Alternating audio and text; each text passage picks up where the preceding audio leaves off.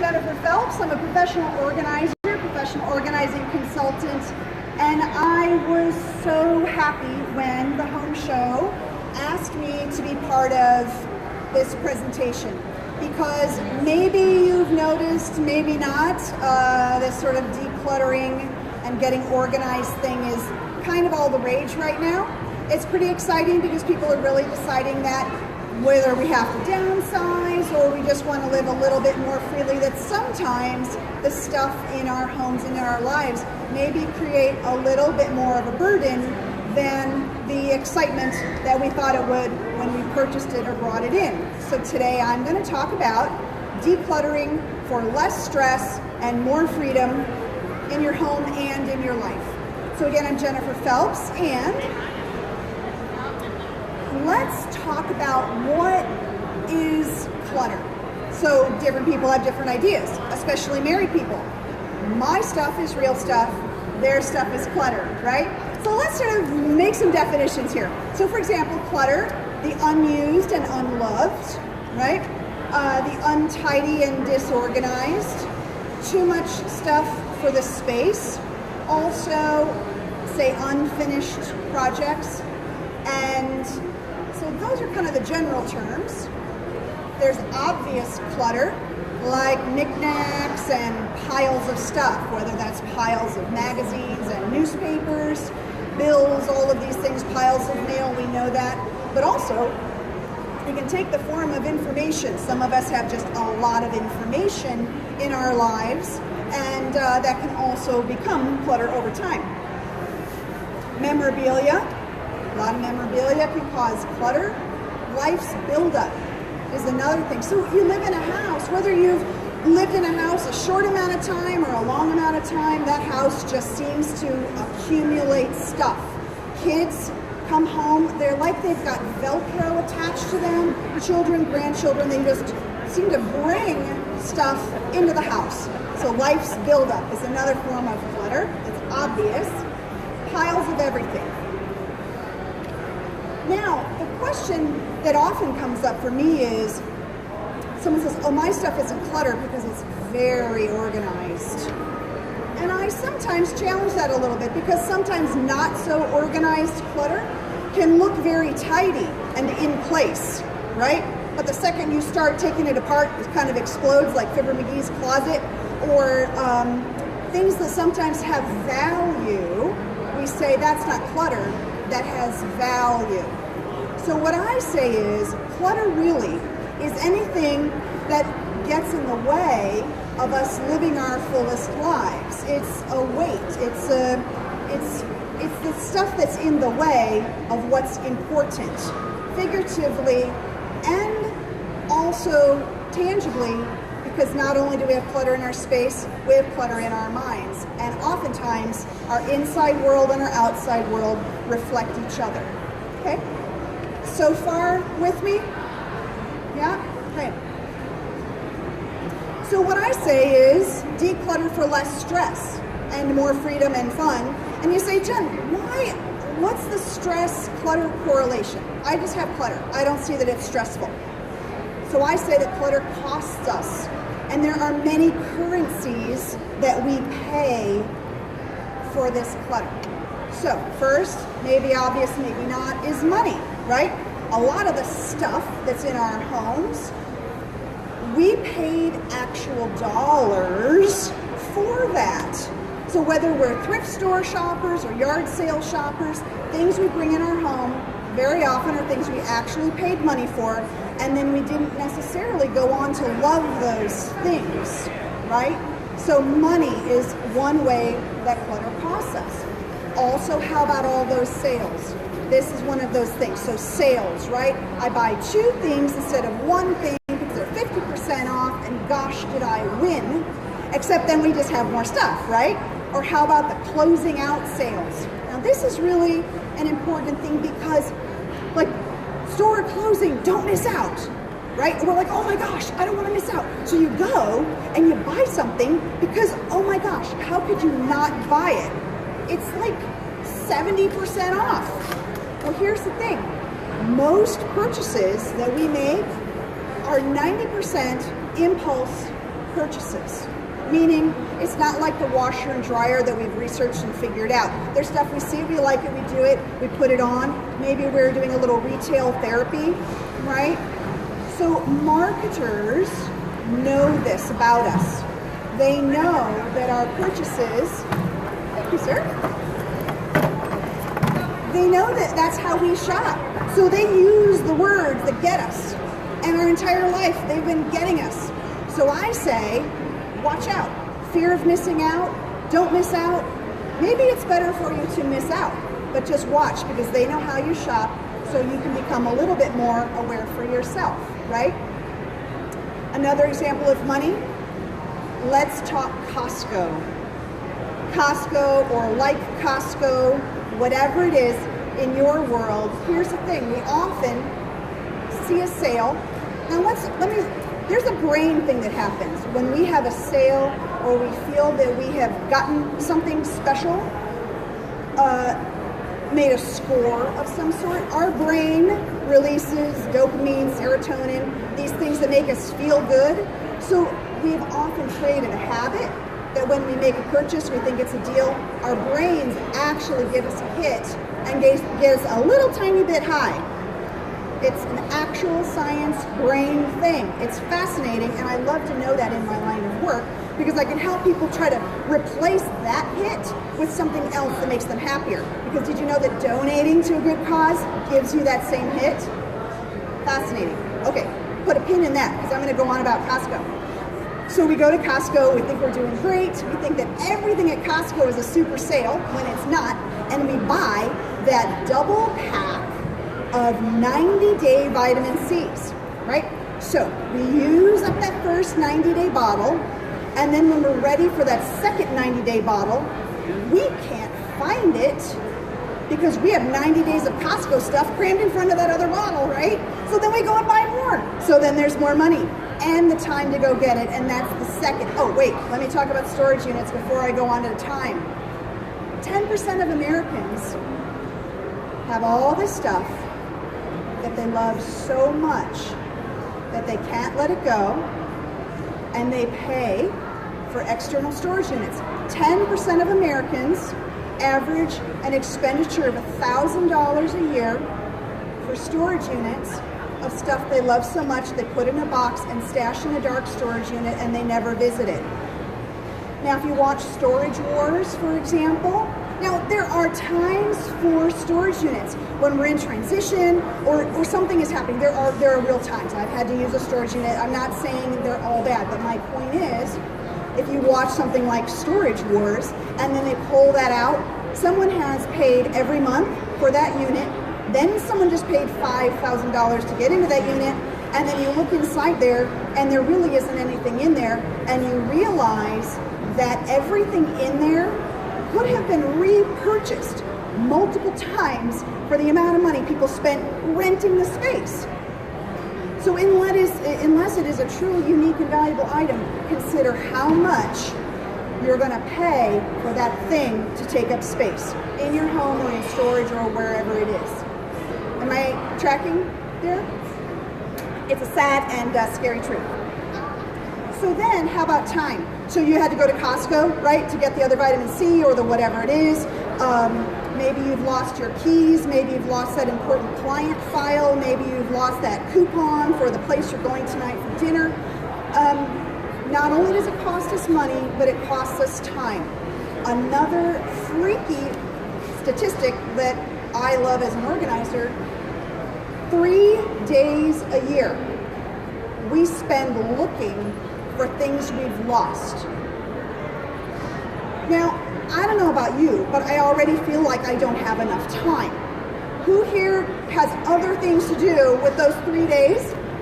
You could probably think of a few things, right? Yeah, right? So 3 days lost looking for stuff, and the fact is the more stuff we have, and I am not a minimalist, but the fact is the more stuff we have that we don't have control over, the harder it is for us to keep track of things that we need that are important. I just talked to a woman yesterday who lost her tax return in between the time her accountant handed it to her and she went to put it in the mail. And that happened yesterday, and she was in a panic. And I'm like, I can't help you because I'm here and it's there. I felt really bad, but that was the condition. So anyway, time and money. And if you're late for work all the time, they don't like that. You don't get to keep your job if you're late all the time. So you're rushing in the morning, can't find things, can't get it together, your kids are all disorganized, there's too much stuff, you can lose your job, and that's also a super big tangible loss, right? Now, physical health is something that a lot of people don't attribute to this clutter or just say excess of stuff. But how many people have respiratory issues? It's harder to clean a home deeply when you have a lot of things. So the dust and the allergens and things like that. So there's allergy, there's emphysema, there's asthma. There's a lot of conditions that we have in our home aggravating situation just because it's harder to clean, right? And then also when you have a lot of stuff, you have obstructions which lead to tripping hazards, fire hazards, and other issues. So there are actual physical, measurable results of having extra stuff. So domestic harmony. I see a lot of couples in my work, and it's always, like I said, someone else's clutter, someone else's stuff. My stuff is awesome. My stuff's real stuff. Their stuff's clutter. But 50% of couples argue about stuff. 50% of couples argue about how and where and how much stuff is in a home. That's a lot of couples. 8% argue every day about that. That's pretty heavy, right? So also then children in a home where you're yelling at them to put their stuff away because it's everywhere, but a space hasn't been created for them to put their stuff away. Oftentimes we forget we have to teach kids about how to put things away and where to put them. We're yelling at them to get ready in the morning, but we don't have systems in place for them. That's just part of something we have to do, but sometimes we don't realize in our rush and busyness that we haven't created systems for kids. So a whole domestic harmony is an issue around clutter and stuff and systems in our home. Also, we pay in our social life. Oftentimes, people are too embarrassed to have people to their homes because they're embarrassed about their home and the condition that it's in. It happens a lot. Also, for example, like grandparents, retirees, they have a room full of stuff where their grandkids could be staying overnight. So oftentimes we have stuff where people could be, right? So social life. So all of this contributes to the stress. So we're rushing around, we're losing time, we're losing money. A lot of people nickel and dime themselves into debt and bankruptcy every day, and I can help people say, here are some places in your life where maybe you can shave some of these expenses off. So for example, all those things hanging in a closet, maybe someone's a shopper and they have all these things hanging in their closet with the tag still on it, right? All that is money just hanging there. There's a lot of ways that we can just shave a little bit and help reduce some of the financial stress, some of the time stress, some of the domestic stress, and some of the social stress by taking a look at what's in our space and making some adjustments. And I say clutter is like the frog in the pot of water. If you throw a frog in I have not done this personally, but I can imagine this to be true. You throw a frog in a pot of hot water, it jumps right out. But if you put him in a pot of cool water and slowly increase the heat, he'll just sit there until he's cooked. And that is how we are oftentimes with the things that we allow into our environment, just slowly, we don't really notice it. And then one day we wake up and say, oh my gosh, I just can't deal with this. And then the stress of just being overwhelmed and paralyzed and not being able to figure out how to do it becomes an issue. Also, the clutter, depression, anxiety cycle is also well documented scientifically in the psychology of that. So it's a little snake eating its tail, right? So clutter, depression, anxiety is a well documented cycle. And then all of that contributes to our self-image. So people say, it's just stuff. But all the stuff tells our story. So the things that surround us, we have the good stories and the good memories, but we also have the piles that tell us we're not efficient. We have the artwork from the in-laws that we hate hanging over our master bed and seeing it every morning, but you don't know how to get rid of it. We have the unfinished projects. We have the unclean house. We have all of these things telling us our negative stories about ourselves and reinforcing a negative self-image as well. Now, while the world is full of all kinds of negative things, and decluttering is getting organized is not going to change the world in that, but I encourage people to take a little more control of the world in which they occupy, their own environment and space, because you can really make a positive change for yourself, so that when the world is crazy and you come home, you feel that your space is telling the story about yourself that makes you happy, that is a home that encourages you to live your dreams, do your bucket list, spend time. This is in fact part of what I do in my job, is helping people with their relationship to their stuff and their space, so that their life feels and looks happier and more free. Anybody relate a little bit? So reasons to declutter, I've just said a whole bunch of them. So one, making life easier. Less to clean, less to take care of. If you own it, you need to maintain it, right? So everything needs to be maintained. The more stuff you have, the harder it is to do that. The longer it takes you to get ready in the morning, the more stuff you have, simplify that. All of that's easier as well. So makes life easier, also frees up the time that you would have been spending doing all of that stuff, right? How about saving money? Saving money, one, not bringing so much stuff in, for example, being more discerning about what you bring in and what you spend money on.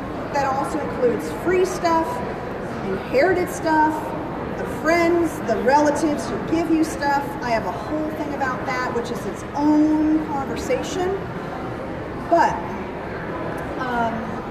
improving your health, removing the negative messages from your environment, creating lifelong habits, by example, for children, and then, of course, less disharmony with your family, your spouse, your mate, your roommate, kids. Okay? Jen, that's all fascinating stuff, but that's not telling me anything. What I say is, if all it took were tips and bins, we would all look like Pinterest. We would all look like the perfect container store home, right? Because for me, the tips and the containers are all really helpful, but it's the stuff that I've just talked about that sometimes offers us a little glimpse into ourselves as to why our particular version of overwhelm affects us. What is it about our piece of the story? Maybe our parents didn't model it for us. There's a whole lot of reasons why looking more deeply into our own stuff is hard, okay? That is the prep work. The actual organizing or the actual getting rid of stuff is so easy. That is mechanical. It's the prep that's more important. So why is it so hard? We don't have time. It's a lifetime of stuff that's accumulated, like I said. The sentimental aspect of things is super powerful, and not to be underestimated, right? There's sentimentality around things. Maybe not everybody shares your sentimentality. That causes some friction as well.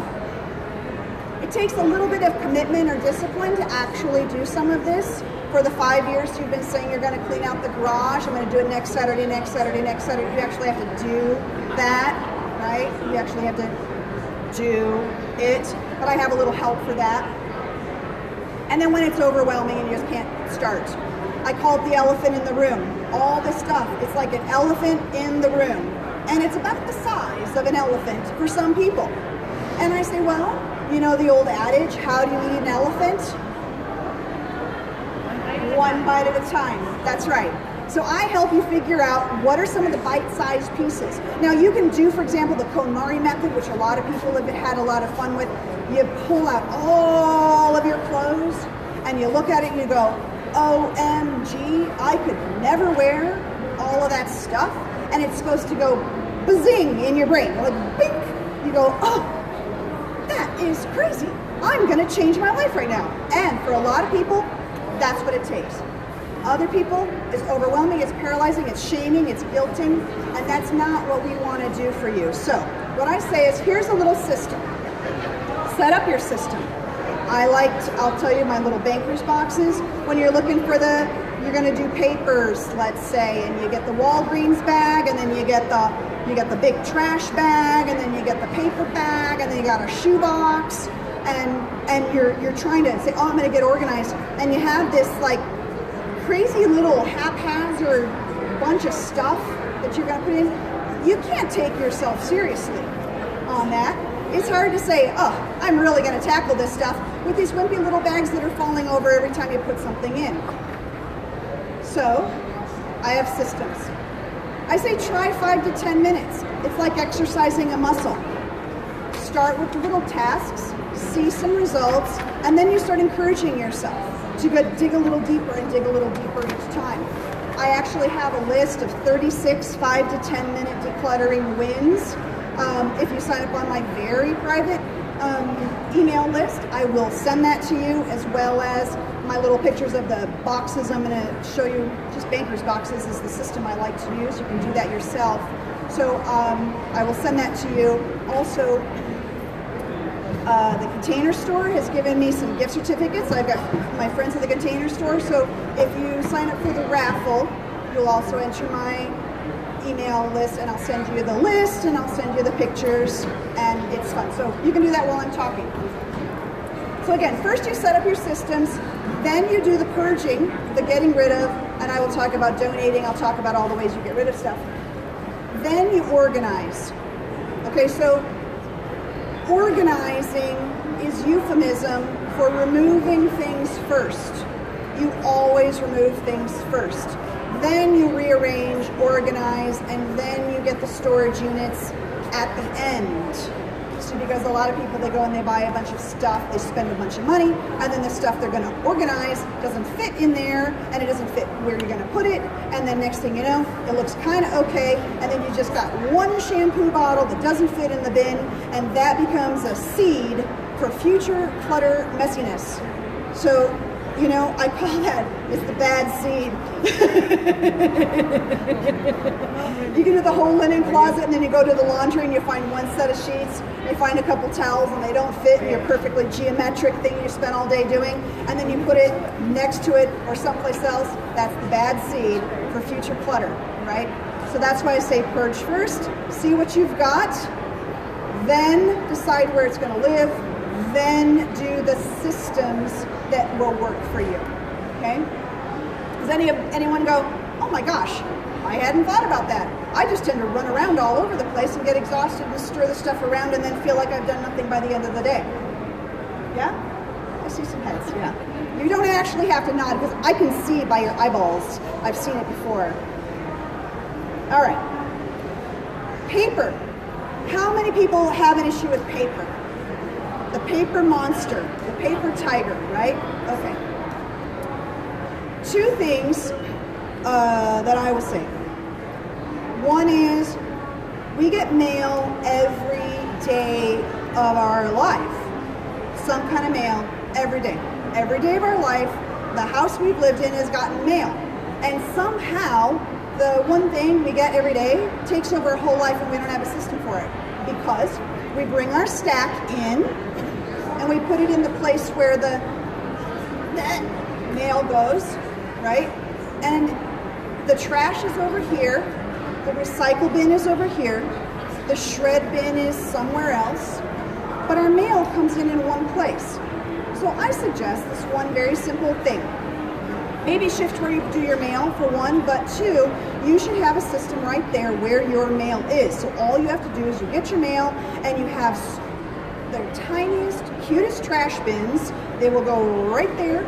I have clients of these beautiful wooden ones. It goes with their wooden office. I got another one that has all this white stuff in their spot, little spot in the laundry room where they dump their stuff. They have these little tiny trash cans. One is for trash, one is for recycle, one is for shred. When you have your mail, you just reduce all the bulk of that right away, standing right there. So you get your mail, and then you have, if you go through it, you have a stack and a stack and a stack, and then they just, like they breed or something. Like you think you've separated them, but they still manage to breed and make more paper. I say just create a little system for yourself right where you process your mail. It's simple and crazy simple. Okay? Then all you do, you dump your recycle in the recycle. And shredding, you can then go shred, or you can take it to Office Depot, Office Max, where it is now very secure. Iron Mountain comes, unlocks the bin, they shred it in the parking lot in their machine, $1 a pound. If you have ginormous amounts, like I do when I take ours and scoop up my clients' shredding, I go straight to Beacon Foundation, awesome organization. They come out to my car with a big bin, put it all in, they look at you, make sure that's fine, they click it in front of you, and they wheel it right up the loading dock where they shred. They're one of the first organizations in Tucson to get the certification. So it's $35 for like up to 100 or 150 pounds of shredding. It's really great. Anyway, so when you go, that takes me to the point. So mail can be simply done. We just have to set up a system that's logical for our life right there. And it can be pretty. It can be part of our decor. It doesn't have to be ugly, right? Because, well, those bins will be ugly. And you say, well, how ugly is those piles of papers, my friend? Which is uglier, right? A little system that manages, or all those piles? Anyway, so let's say you've got big piles. Maybe you have huge piles in your office. It's a big issue. It's a big problem. It's a big project. Maybe you're managing somebody else's stuff. Maybe you're managing parents' stuff. There's all kinds of situations where we have a lot of stuff. I am in favor of, remember when I mentioned those little floppy little bags, right? I like banker's boxes. It's an easy investment. They fold up when you're done, but they're a great way to a box that says trash, a box that says recycle, a box that says shred, and a box that says file, right? When you put the names on the front. This one client, I just did that on, they're moving, put it on their big dining room table, she and her husband, they were so excited. And they just get their stack, they like just toss, and then all of a sudden, out of all that paper, they only have a little bit to file, right? And what I say is when you have shredding and you've got a big project, don't just sit there and shred and do and then shred, because the second you start shredding, your brain's like, gosh, I'm really getting hungry. I'd like some lunch, or, you know, I was watching Game of Thrones and I wonder what's going to happen with the Jon Snow or whatever it is that your brain does, and you've lost the momentum. So when all you have to do is look at these boxes and just toss until that huge paper tiger turns into this little mousy stack of stuff you have to deal with, that's awesome. Because we just let it get big. The bulk becomes intimidating. So that's why I say banker's boxes. And then if you still have more to do, because you've done 5 to 10 minutes, right? You can use a little timer if you want. You do one stack, one drawer, whatever your little bite size is. You can just stack them up and then pull them out again until you're done with the project, until you're like, oh, I am at baseline now. And then you can just collapse them and tuck them away, right? So that's why I like banker's boxes, because you start taking yourself seriously when you're doing these projects, okay? It's very similar with stuff. First I want to talk about the conversation about getting rid of, because we say to ourselves, oh, I don't want to throw that away. You just want me to get rid of everything. And I say, well, let's have a little bit of a conversation, because I think you may be pampering yourself before you even begin, because, yes, getting rid of just means it doesn't live in your house anymore, right? So a lot of people say trash. I don't want I don't want this to go to the landfill, which I really respect. I want to live a sustainable life. I want us to be aware of the stuff we bring in. I want us to understand that the stuff we purchase and bring into our home has a broader effect. But I question you because now your home is causing you stress and discomfort. Maybe you want to move. Maybe you just want to feel better. A million reasons. You don't want to take that to the landfill, but you've made your home the landfill. You're saving the landfill and not you, right? So we just have to bite the bullet and swallow that jagged pill that we have purchased this, we've brought this in, it's part of our life, it's taking up space on the planet. It just needs to take up space not in your house, right? So that's first. Second of all, so while we've managed the trash, there are many things that can be donated as long as they're in good shape. It's very important that these things that are just going to disintegrate in our own home, if they're sitting there and we don't really want them, give them to a cause that you love. So another way of letting go and getting rid of is taking them to a place where you trust them to turn it into money or give it in form, in kind. You trust that organization to do with your stuff what they need because you support the work that they do. Remember that dopamine, serotonin thing of purchasing? Start transitioning yourself so that you go like, I'm doing something good when I drop this stuff off, okay? So, when you're going through stuff, you have trash, you have donate, you have repair. Maybe you have something like, oh, I keep going to fix that, I'm going to fix that, I'm going to fix that. It's sitting there on the chair, it needs to get altered. The shoe needs to be whatever. You put it in that box, and you get it repaired, or you get rid of it. Repair it or get rid of it. So you put it in the box, so your brain is told this is on probation. But you're kind of on probation. But you just say, this stuff's on probation. And if you don't just magically get yourself fixed in like a month, you're out of here. But that means you gotta go do it. But then the last thing is the other room box.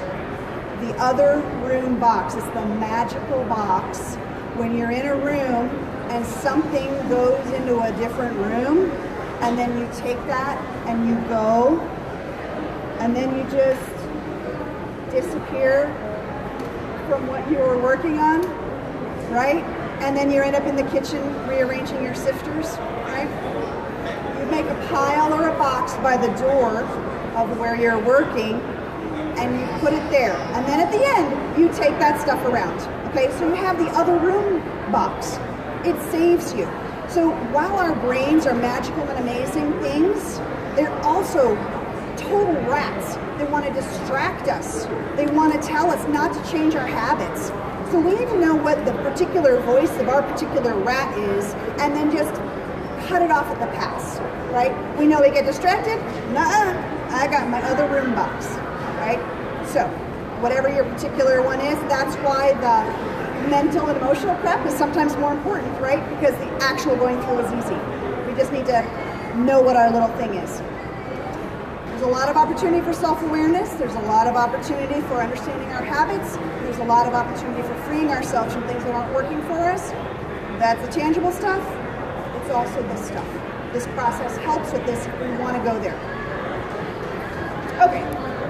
I have a whole thing about is clutter killing your romance. Let me just give you the super highlights. It's always the other person's stuff who's the junk, but not ours.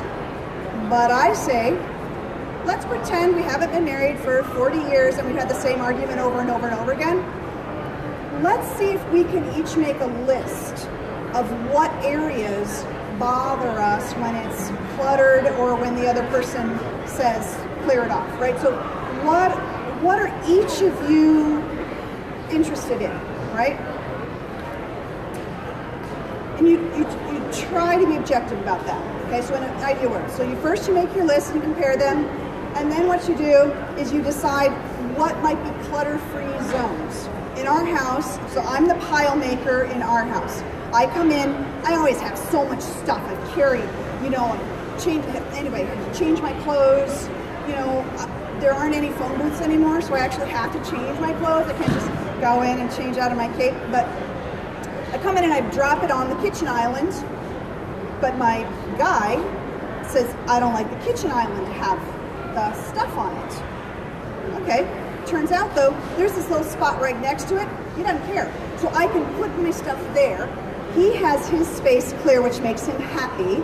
And I can put that there, change my clothes, and then put the stuff away as I need to, right? So just understanding what each of us needed helped us come to this compromise that works, right? So find your compromise that way. If one of you is going to be responsible for doing the pulling things out and sorting the things that are to go away, make sure that that person has the authority to do that. If it comes to doing your mate's stuff or doing your stuff, I say you do you, because you can't really do them without permission. It gets kind of tough. So you do you. If you make piles and the other one has to review it before it goes out the door, you make a deadline for when that review has to happen so that pile doesn't end up in the foyer or in the garage or in the trunk for the next 6 months. Okay? And then once you've done all of this, go out and have dinner. Go do something. If you've made it through this process with your mate, remind yourselves why you went through it and go do something fun, right?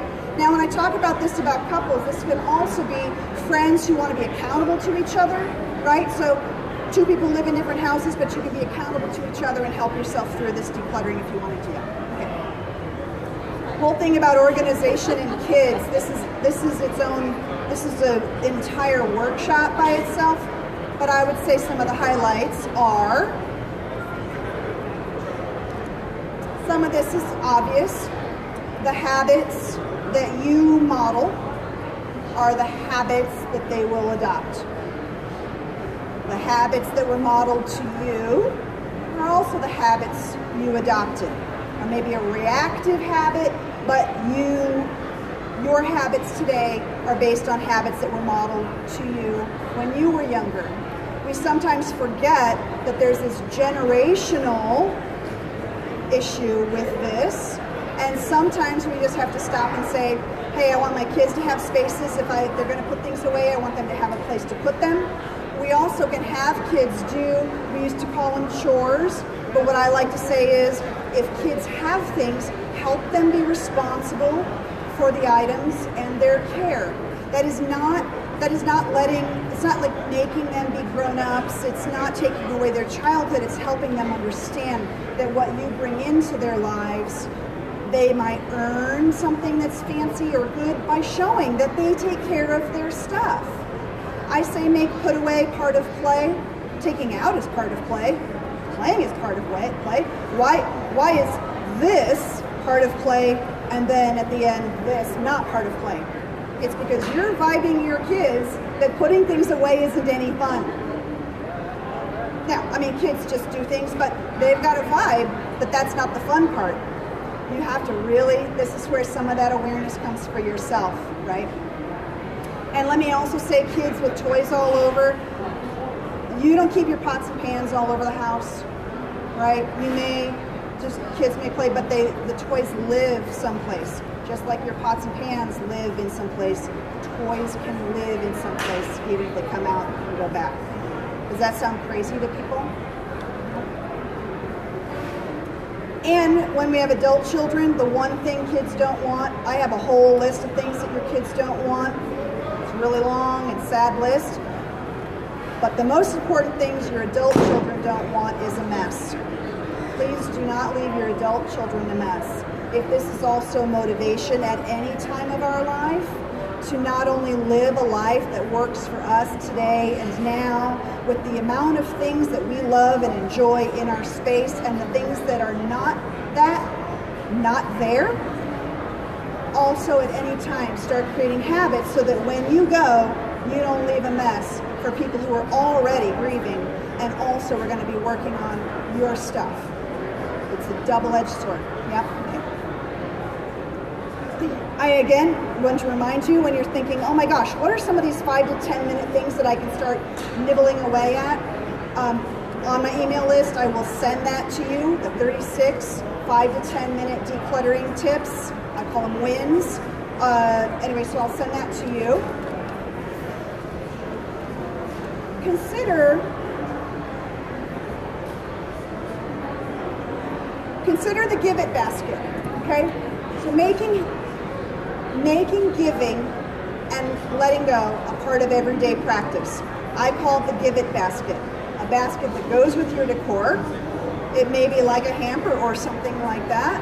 I have a pretty basket that's in the master bedroom, and when I put on something that's not working for me anymore, we're now both in the habit, instead of putting it back in the closet going, oh my God, someday when I do this horrible soul-sucking job of cleaning everything out and then putting it back in, I'm gonna get rid of that shirt.